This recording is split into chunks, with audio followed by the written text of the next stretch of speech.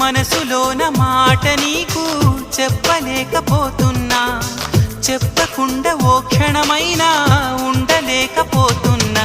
ఎలా చెప్పనమ్మా నాలోని ప్రేమని